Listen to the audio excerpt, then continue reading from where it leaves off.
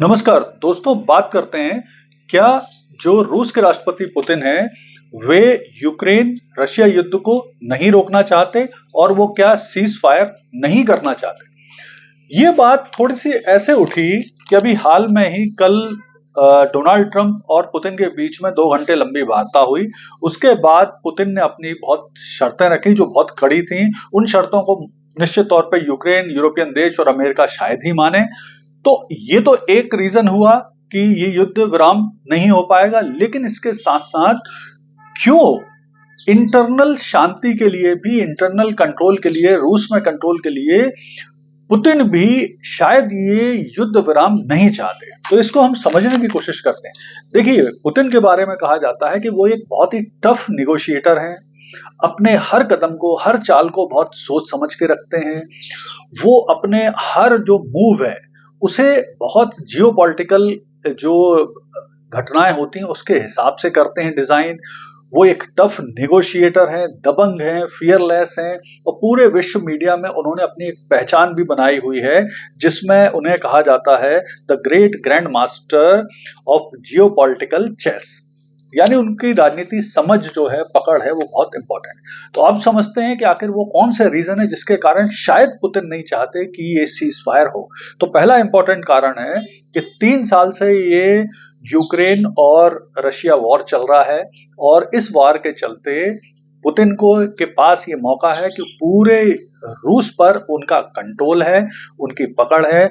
जो उनके राजनीतिक विरोधी हैं, जो उनके साथ असहमत हैं, उन पर भी उनका नियंत्रण है, क्योंकि पूरी हर चीज का कंट्रोल इस समय पूरी तरह से पुतिन के पास है। दूसरा एक कारण हो सकता है कि उनके राजनीतिक अस्तित्व के लिए भी ये जरूरी है, क्योंकि आज जिस तरह से वो रूस को आगे बढ़ा रहे हैं, चला रहे हैं, पिछले 3 साल से जिस तरह से उन्होंने युद्ध चलाया है, तो अगर युद्ध खत्म होगा तो उसके बाद उनके विरोधी उनसे क्वेश्चन करना शुरू करेंगे, तो वो उनके लिए जवाब देना मुश्किल है। बाद में फिर वो अर्थव्यवस्था से जुड़ी हुई चीजों को भी मुश्किल है उनके लिए हैंडल करना।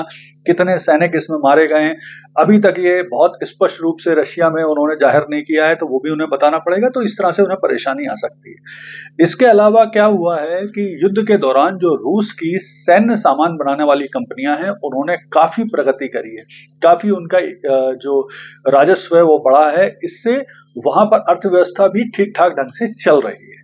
फिर एक जो जनता का असंतोष है, अभी तो युद्ध के नाम पे पूरी तरह से दबाया हुआ है, और अगर जैसे ही युद्ध खत्म होगा, सीज फायर होगा, तो जो ये जनता का असंतोष है ये भी पुनः उभर सकता है, क्योंकि वहां काफी बड़े स्तर पर बेरोजगारी भी आई है। बड़ी संख्या में जो लोग सैनिकों की मृत्यु हुई है, उनके परिवारजनों का भी असंतोष है।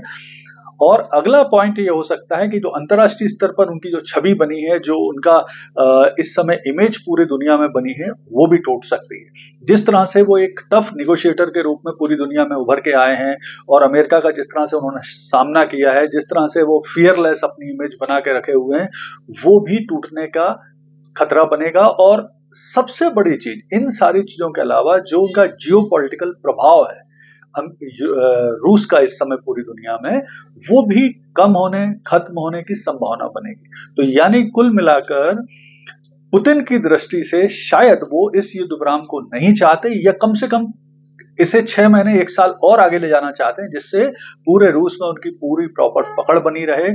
और वो जो चाहते हैं, जिस तरह से चाहते हैं, जिन शर्तों पे चाहते हैं, अगर युद्ध विराम भी हो तो उनकी शर्तों पे हो, जिससे वो रूस में एक हीरो बन के उभरे और उनकी लोकप्रियता और उनका कंट्रोल रूस पे बना रहे। तो ये कुल मिला के पुतिन का उद्देश्य हो सकता है इस यूक्रेन रशिया युद्ध विराम को न करने के पीछे। धन्यवाद।